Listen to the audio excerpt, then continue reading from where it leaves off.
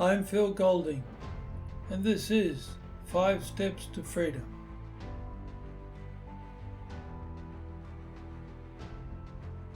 This episode, entitled Identifying and Activating Your Power to Transform Your Life, is based in part on my 5-step process for healing your mind, self-awareness and empowerment, and my self-help book, 5 Steps to Freedom, a path to inner harmony and personal growth.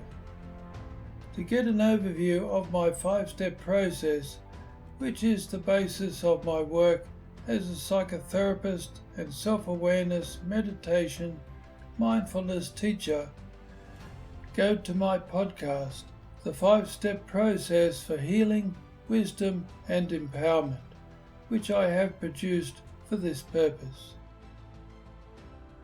So let's get started with a few important questions.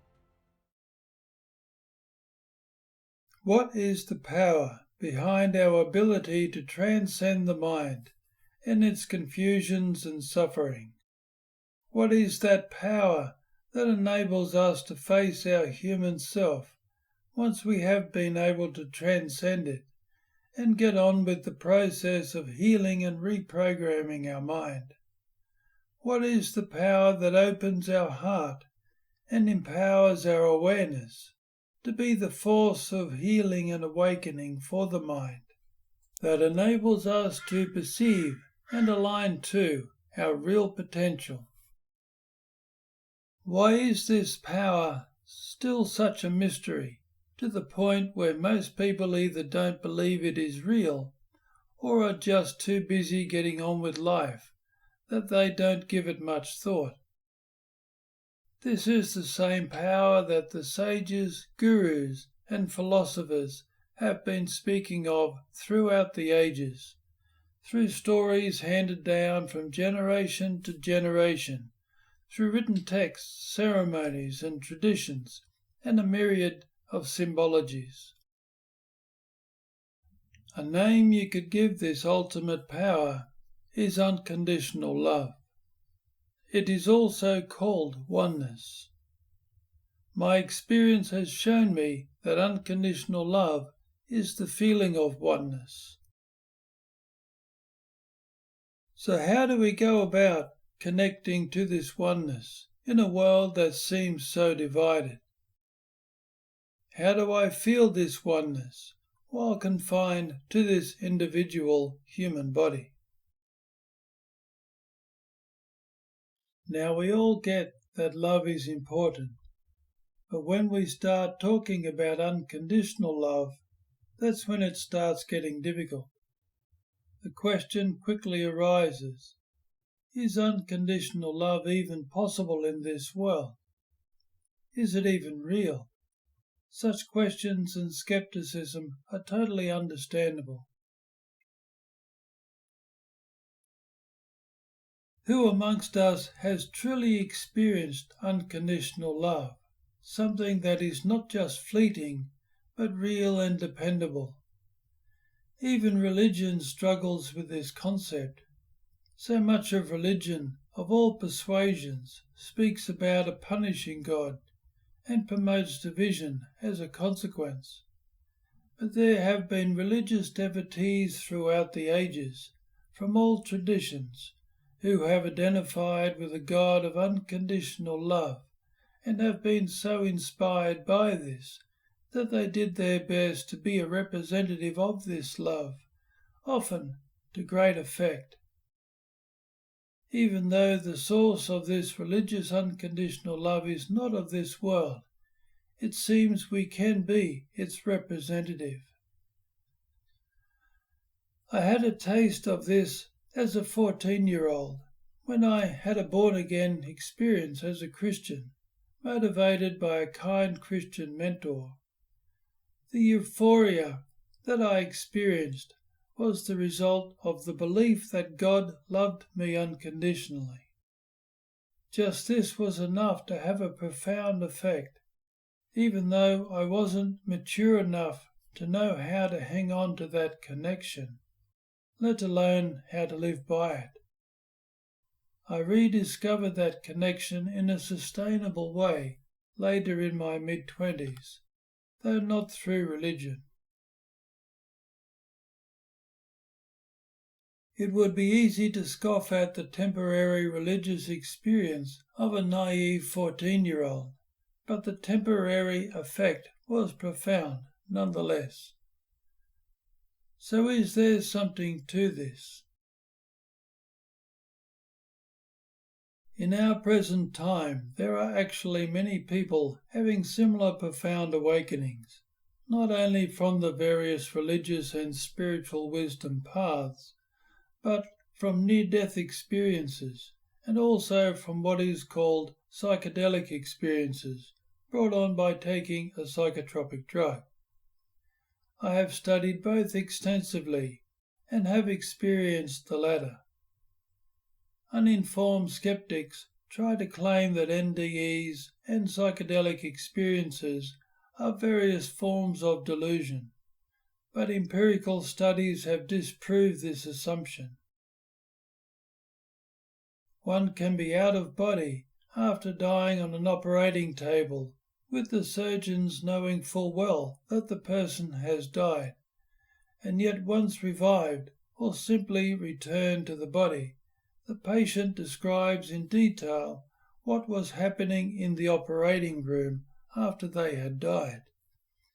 It has been shown that the psychotropic drug does not distort the mind, but opens it up to higher states of consciousness.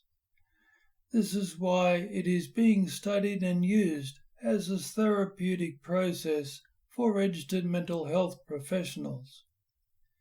These drugs are naturally occurring in nature and also within our own body's metabolic system. I have observed this when facilitating clients and students into similar states of expanded consciousness just through guided meditation.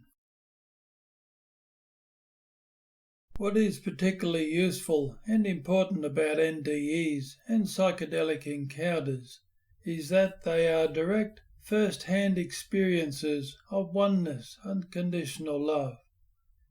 It is not someone expecting or demanding that you believe some religious doctrine. It is simply people talking about their personal experience and about how that experience changed them. Over the last 40 years or so, these experiences have been systematically recorded, collated, studied, and compared. This has revealed that there is a number of common elements in these experiences, as well as informing us of the nature of the mind and conscious awareness, and the relationship between these two dimensions of our human experience.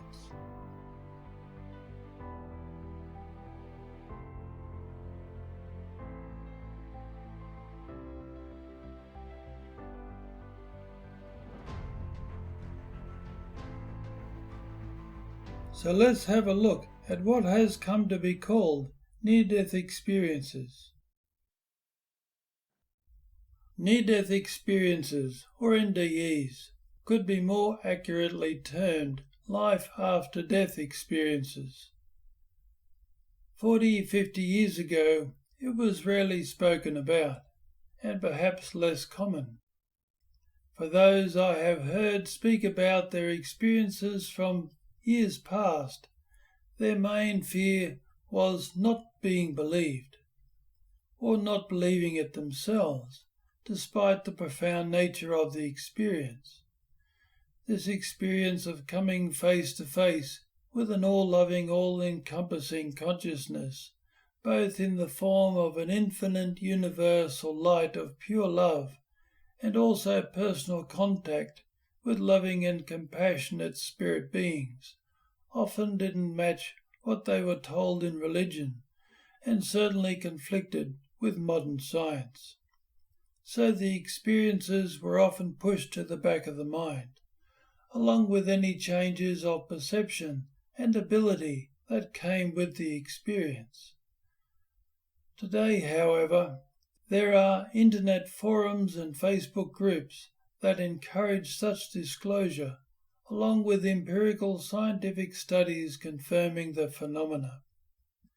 There are also the advances in medical science that enable us to revive people who would have normally stayed dead.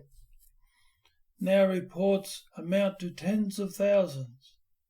These people were supposed to be dead, lights out, not conscious. Many dying under very controlled conditions in hospital, such as in a cardiac ward or on an operating table. Some being dead for extended periods of time, beyond what medical science claims is possible for revival, without permanent brain damage. Some died due to being at the last stage of an illness, such as cancer, and proceeded to miraculously heal once they inexplicably regained consciousness. Even though these NDE experiences may widely vary in depth and in the nature of the experience, as I have already mentioned, there are common important elements. Being embraced, lifted up into an infinite, universal, all-encompassing light that is experienced as infinite, universal, unconditional love is the most common reported experience, and if the experience goes deep enough, it is the most impactful, transformative experience. It is also commonly reported that life on the other side is felt as far more real than life in this world. Experiencing a life review is also common.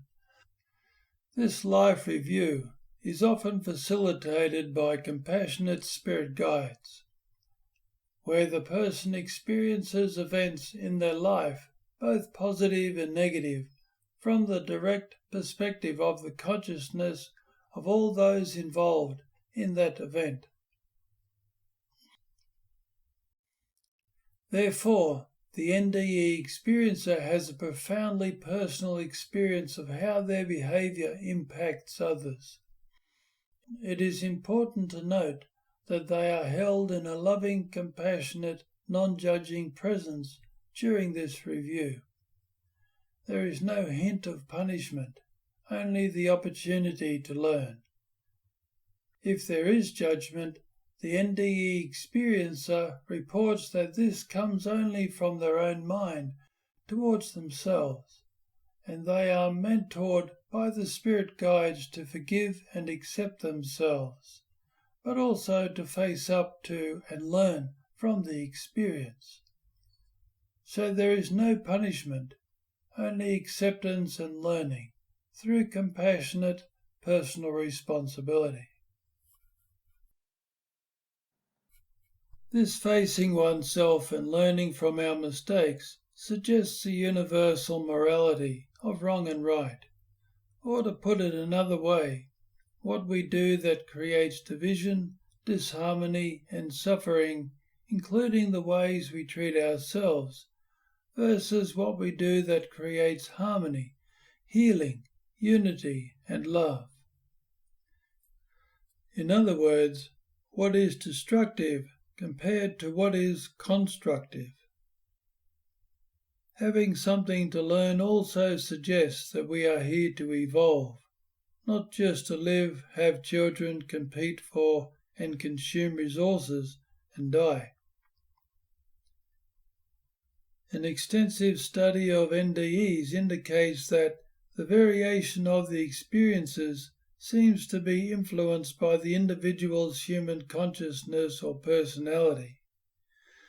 In other words, the experiencer, once dead, does not immediately shed their earthly consciousness, even though they commonly report being in a far more expansive state of consciousness. These experiences indicate a greater spiritual potential that is experienced more fully during the NDE, but the spiritual consciousness is still blended to varying degrees with their present human life consciousness. The body may have died, but the human mind consciousness is still very evident.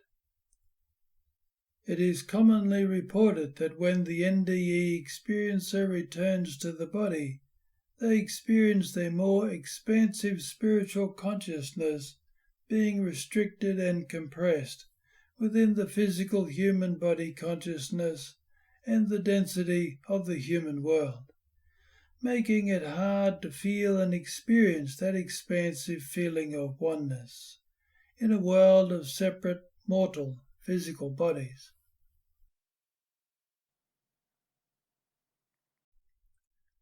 So what happens after the person returns from their life after death experience? A very important common NDE experience is that the person is permanently and profoundly changed by that experience. One is awakened to a greater potential of their spiritual consciousness, and that their potential, their true nature, is unconditional love. That they didn't just visit this infinite universal light of love, they gain a deep personal experience and conviction that they literally are this infinite light of love, and that all beings are also this infinite love, and that we are all profoundly interconnected as one, as this light, this universal consciousness. The Sufi philosopher Rumi once said, "We are all drops in the infinite ocean of life, but the whole ocean is in every drop." It is understood that the feeling of unconditional love is the experience of or sensing this oneness. Having had the experience, they are then motivated to live their lives according to this greater knowing. The person becomes committed to being an aware representative of unconditional love to themselves and to those around them. They commonly become determined to face themselves, take responsibility for their thoughts and actions, along with healing old emotional wounds and raising their consciousness as a result.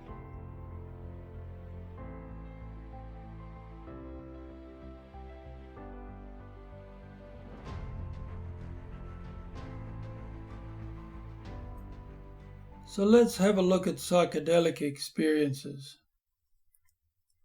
Psychedelic experiences have some important elements common with NDEs, none more important than the experience of being embraced in unconditional love, oneness, and the transformational effect this can have on the experiencer.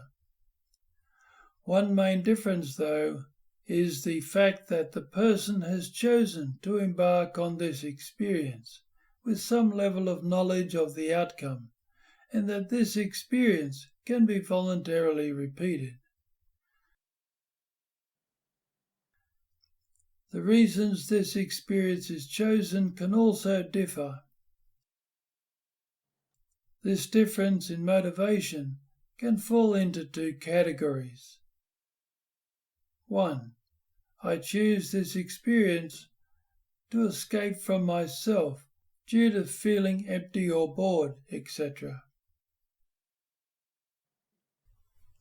And the second common motivation. The other is being motivated to get into myself and access, explore and activate my power of consciousness to heal my mind and or expand my awareness. The nature of my motivation can profoundly influence my experience. To understand the transformational nature of these experiences, it is helpful to see the mind and awareness as two separate things, that the mind and awareness reside on two different dimensions, awareness on a higher dimension than the mind.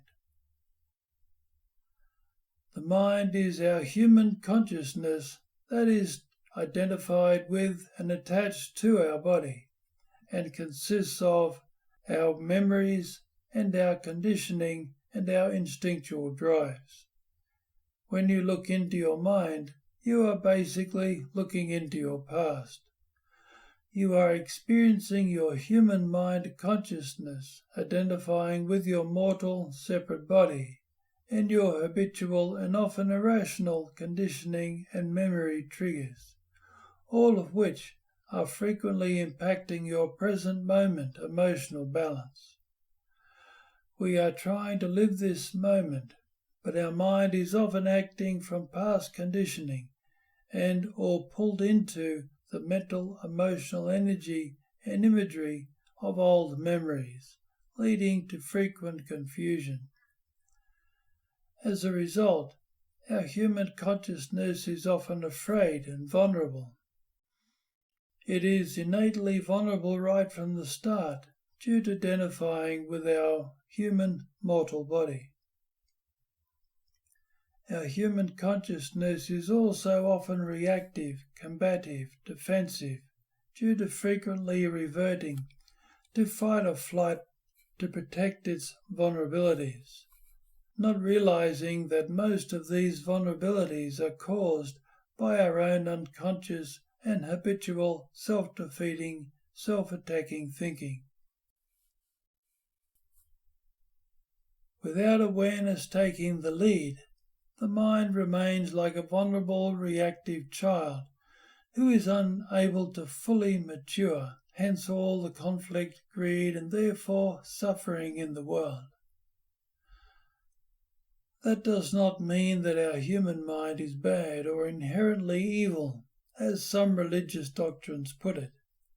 Our human mind consciousness on its own is simply limited in its capacity to be aware, and to be able to grasp the big picture, to be able to look objectively into itself and beyond its fears and insecurities.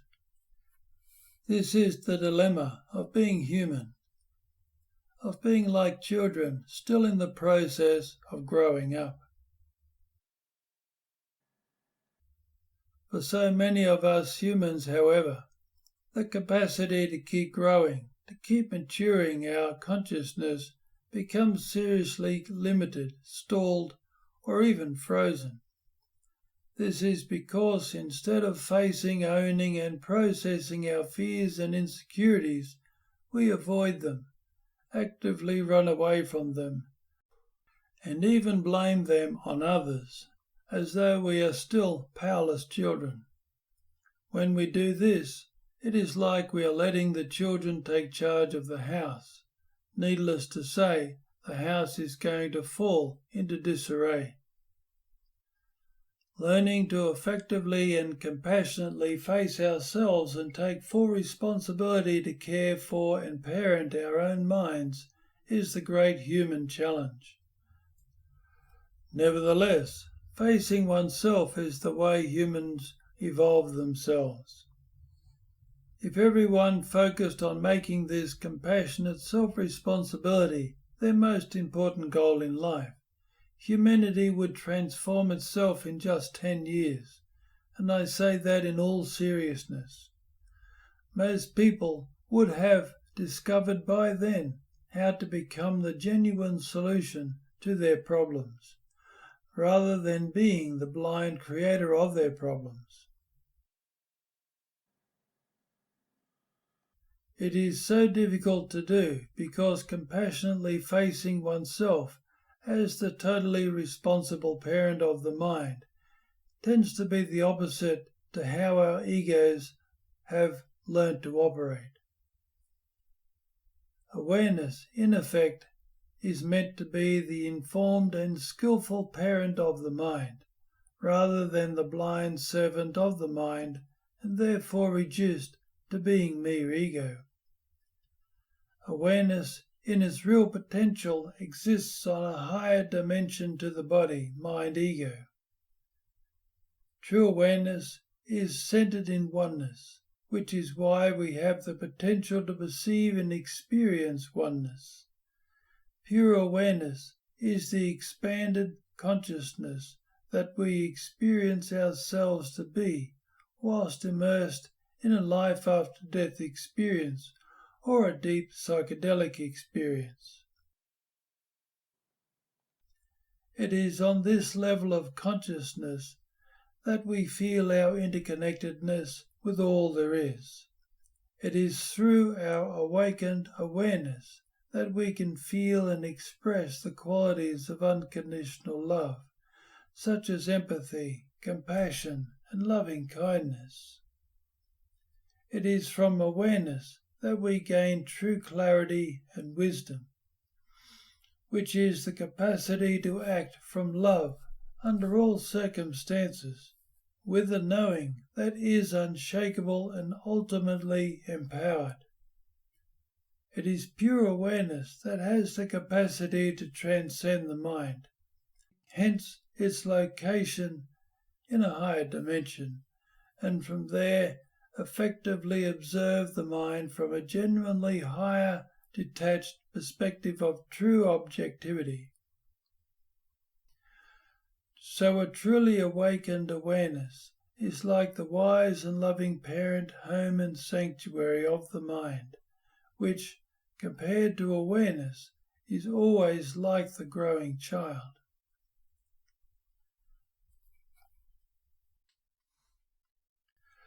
If you go deep enough into a psychedelic experience, you break into realms of consciousness that are dedicated to facing, healing, and evolving the confused and vulnerable human consciousness.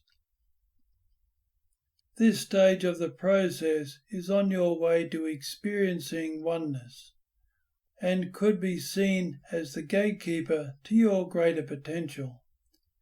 It is akin to the life review of the life after death experience, but somewhat less controlled. This is where a psychedelic experience can be challenging, particularly if you are in the mindset of trying to escape from yourself. In this realm, you come face to face with yourself, face to face with your fears and insecurities, with your ego defenses and denials stripped away. You have no choice. This realm is all about the actual vibrational frequency of your state of mind.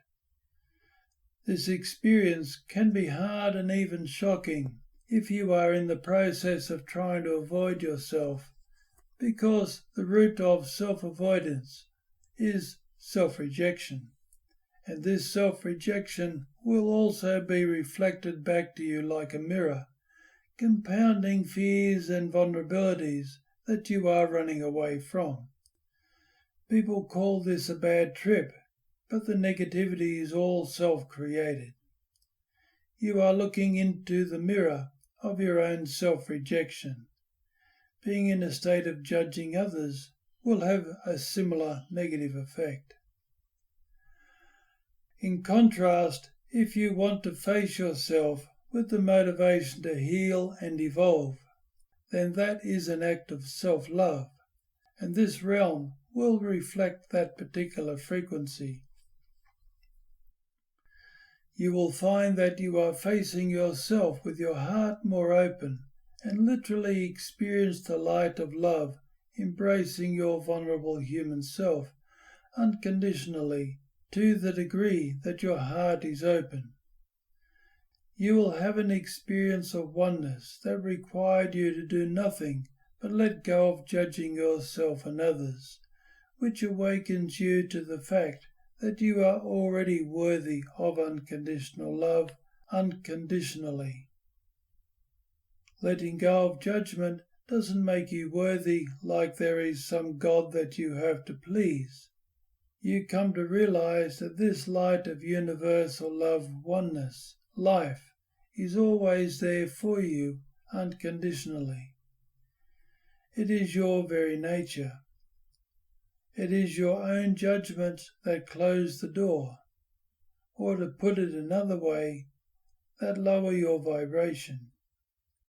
It is our judgmentalism that reinforces the illusion that we are all separate.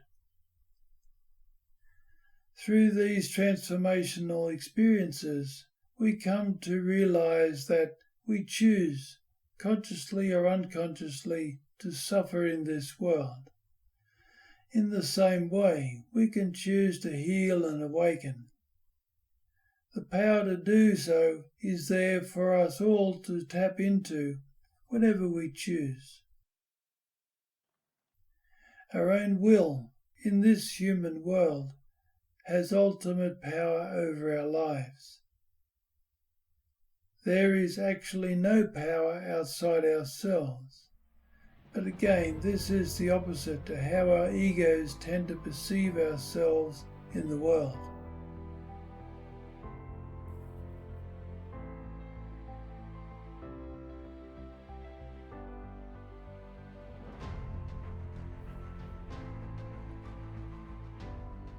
This brings us to the two foundational steps of the five-step process. 1. Total acceptance. And 2. Total personal responsibility, which are the foundational steps of any effective path. This is the physics of consciousness. If you are making a sincere effort to face yourself with self-acceptance, accepting responsibility to care for your mind, like a loving and responsible parent takes responsibility for their child and therefore their child's future, your ability to observe yourself from the perspective and power of unconditional love will begin to awaken. The life after death experience and the psychedelic experience is simply allowing you to experience your own potential for healing and awakening by aligning you to these same principles or physics of consciousness, acceptance and personal responsibility.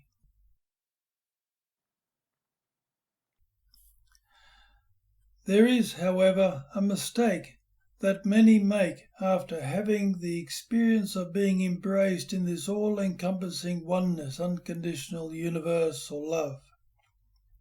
It does not matter if the oneness experience is gained via a religious or other form of spiritual practice or an NDE or psychedelic experience.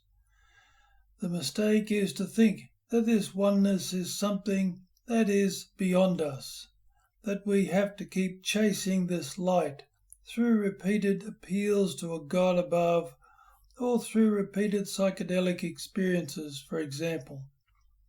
The fact that you see this light as something outside yourself actually keeps you thinking and therefore feeling separate from it. You may have an initial awakening that can help you break through depression and/or anxiety, but you will struggle to keep growing past that initial experience and may even start to slip back due to not having your expectations of enlightenment or being saved met. You may start losing faith, in other words. This is why the various higher wisdom paths teach us that we are that power of love, that this universal love, this oneness, is the true nature of ourself. However, our everyday life experiences make perceiving and experiencing this ultimate personal potential difficult. Being in this physical world in physical bodies gives us the impression right from birth that we are all separate individuals that can only get love and fulfillment from things outside ourselves, and that we are even in competition for those things. We are kept busy chasing things in the world around us, and it becomes such a habit that we do this even with oneness, not fully comprehending the very nature of oneness means nothing can be outside it. For our physical body, mind, personality, our humanness, this feeling and perception of separateness and resultant vulnerability is very hard to see beyond. But for awareness, a higher potential that we all have, oneness, is its natural state. The challenge is to awaken this potential of awareness from the confines of the limited human mind. Judging ourselves and others as unworthy of love is what keeps us stuck, keeps us down, even though we may delude ourselves into thinking we are powerful. We judge because others don't meet our expectations. In other words, we get angry and hate others because they don't validate our worthiness in some way. We judge ourselves because we don't see ourselves living up to some internalized standard that we have become so conditioned to impose on ourselves. We are doing this judging in obvious ways, but also in very subtle ways that we're not even aware of. But nonetheless, it all causes some form of suffering. We become attached to other people, places and things, even our own self-image, when it does consistently validate our worthiness of love. But then there is the constant underlying anxiety of that love being taken away. This is what Buddha described as aversion and attachment, and pointed to this ongoing mindset as the cause of suffering. This mindset keeps us believing that we are separate, vulnerable and powerless. We regard ourselves as perpetually empty in some way and in need of filling up, but we are unable to always control the source of our fulfillment. We try to beg, manipulate, dominate, and cheat our way to fullness, and create more problems and suffering along the way. This is why the experience of oneness can be so profound and life-changing. It is the revelation that there is a permanent source of unconditional love that we can attach ourselves to. We worship the God of our understanding. We keep chasing that next spiritual peak experience, or the next psychedelic bliss, or feel lost and empty for coming back to this world after a blissful life after death experience. So how do we realize our potential and become this light, this oneness? The key is our awareness, and being able to activate our awareness so that we can experience our potential of oneness on an ongoing basis. This is where the foundational steps of the self-awareness process, acceptance and responsibility, become so important. When we set a determined commitment to compassionately accept ourselves unconditionally, while also accepting full responsibility for all that we think, therefore feel, say and do, it is ourself as awareness in the ongoing present moment who is setting that commitment. We are turning towards our mind as awareness, representing our potential of oneness, unconditional love, with our commitment to accept ourselves unconditionally. But this is not about self-indulgence. This is about self-mastery. So by accepting full responsibility for all that we think, therefore feel, say and do, we are placing ourselves on a path to learning how to master our mind. Unconditional acceptance and full personal responsibility is the opposite of self-rejection and self-judgment and the resultant fear and insecurities, aversions and attachments, the powerlessness, the conflict, and believing we are a victim. As awareness, we are committed to be our potential as best we can each day. We can do this because as awareness, flexible and adaptable in the present moment, we can get on with building whole new sets of programs that feel right and that are based on the physics of consciousness that have been proven throughout the ages to create healing, awakening, and self-mastery. We are building an all-powerful perspective of clarity and compassion from where to observe our mind from, where we can observe and feel how our mind is causing its own suffering, without our self as awareness being so pulled into and blinded by the mind's confusion and suffering. Total personal responsibility is not about having to get it right, as our short-sighted and limited ego may think, causing it to recoil from the idea. Thinking we have to get it right and be a failure if we don't is a sign of the toxic internalized standards that we have been conditioned to impose on ourselves. Unconditional acceptance means we are going to accept the outcome of every attempt to accept ourselves and be in command of ourselves without judging ourselves or others. And personal responsibility means we are going to do our best to learn from each experience.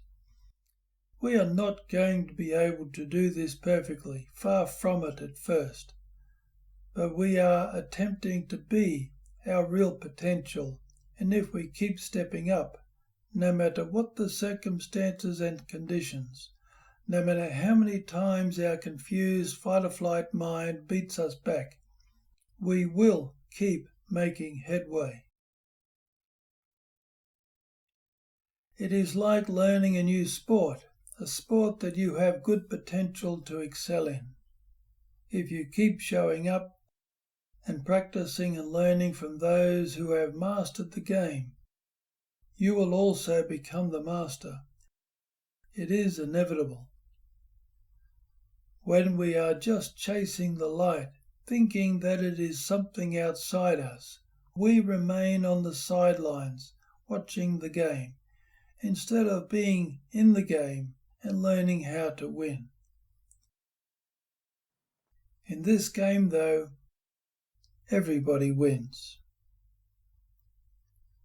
Instead of putting these essential principles of acceptance and responsibility at the center of our life and live them ongoing, we tend to grasp at the solution, expecting something magical to happen, because we are trying to escape from our suffering instead of turning to face it with our hearts open, with a resolute faith in our potential and determination to never give up.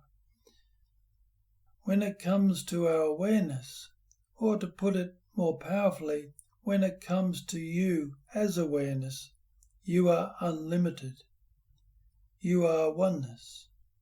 You will never run out of awareness, no matter how fleeting and weak it may feel at first. Every time you get pulled down and lose your way, you bring yourself back to your learning, your meditations, your journaling, your reaching out to those who are practicing the way, to an experienced mentor, and learn from the experience and therefore strengthen and deepen your center of conscious awareness ongoing. Through your ongoing self-awareness practice, your Dharma, as it is called in the Eastern cultures, you keep filling up your tank with your own power of unconditional love and wisdom, which is the result of being oneness. In contrast, your mind's conditioning is a limited construct, held in place because you, as awareness, have not been awake.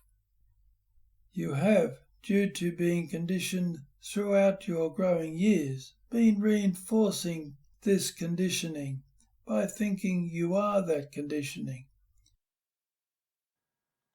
Once you take a different position than the mind, you are in the position to reinforce a different, more constructive mindset, preferably one that works to create love, peace, and harmony. Even though, as awareness, we are still blended with the mind, we are nevertheless, slowly but surely, pulling ourselves free to where we can literally increasingly experience ourselves being awareness, observing our reacting mind, while remaining detached and centered. We are able to feel and experience the two different dimensions of ourself. At the same time, we are identifying the old self-defeating mindsets, conditioning programs as they react in the moment without identifying with them. So we can identify the old self-defeating programs, but we're no longer identifying with them as awareness. By not reacting with our reactive mind, we start depriving those old mindsets of the reinforcement they need to keep going. Of course, this is hard to do at first. In the moment, it'll probably get the better of us. We react, get pulled down into it. But because that observing self is there, getting stronger, we're going to pick it up quicker. And when we do, we can sit down, revisit the situation, and process it, and therefore learn and strengthen our awareness. Through our processing, ongoing, we are reinforcing new constructive programs that are going to give us the life that we want. This is the basis of the practice of mindfulness. You are learning to fill your mind with awareness. This is your Dharma. Now it is important to note that the mind is going to resist you by trying to hang on to its old programming. This does not mean that you are stupid or defective. Your mind is actually only trying to protect you. Your mind on this more unconscious primal level can't tell the difference between a program that enables you to walk, talk and drive a car and the program that keeps calling you a failure whenever you don't get it right. These are all behaviours that have simply been repeatedly over time reinforced in your mind and have been subsequently imprinted, recorded into your brain's synaptic pathways. It would be problematic to suddenly forget how to talk or how to walk. The mind, however, is designed to be reprogrammed.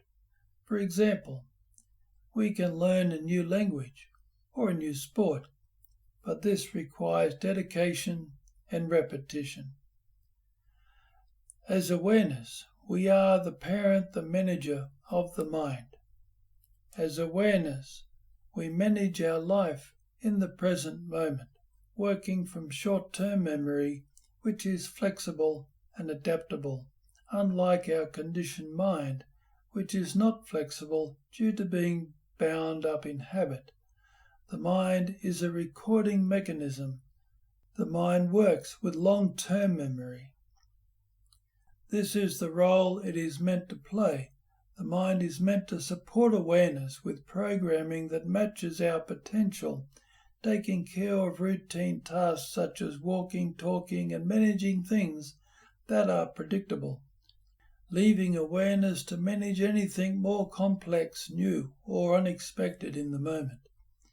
As awareness, you are the captain of your ship. You are in the driver's seat. As awareness, we must keep being this new way for our mind, like a loving, patient, and totally committed parent who is dedicated to being present with and mentoring a troubled child. The mind has no choice but to take on the new programming, so long as you keep persisting. When you are at school, they are teaching you as awareness, the present moment self. It is then your job to teach that information to your mind through various forms of study and hands-on experience. Therefore, learning self-mastery is your Dharma, which is your practice of the physics of conscious awareness.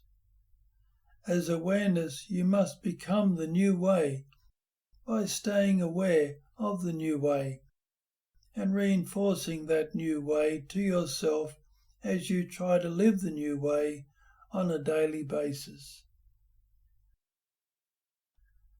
So life after death and deeper psychedelic experiences show us the profound importance of unconditional self-acceptance and of accepting others as a way to open our hearts and therefore our awareness. Because you can't be aware without first opening your heart.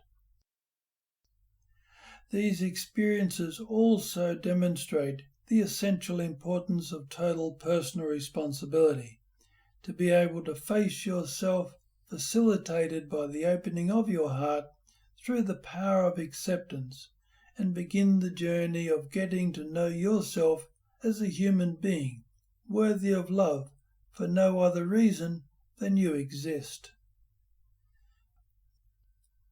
These two essential laws of consciousness pave the way for your journey of becoming a loving, compassionate and wise parent who is always open to learning and growing, and compassionate and wise parent to your own vulnerable human self, as well as the liberator of your natural potential, not just as a human being, but as a being of a higher conscious awareness that can represent to yourself and to the world the infinite power of oneness, the power that opens hearts, the power that heals emotional wounds and mental confusion, the power that heals division and conflict amongst peoples and thus brings people together, just as we are learning to be one with ourselves.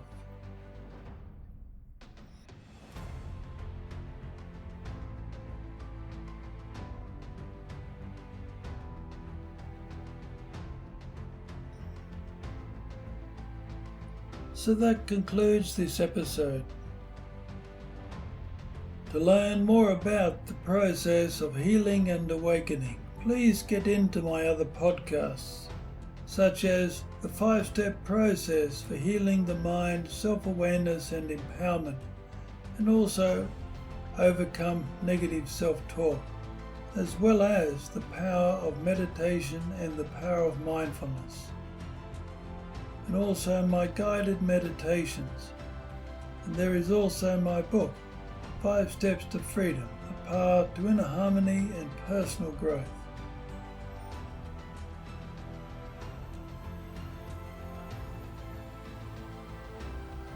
Be your own forever loving and compassionate parent, and love will always warm your heart.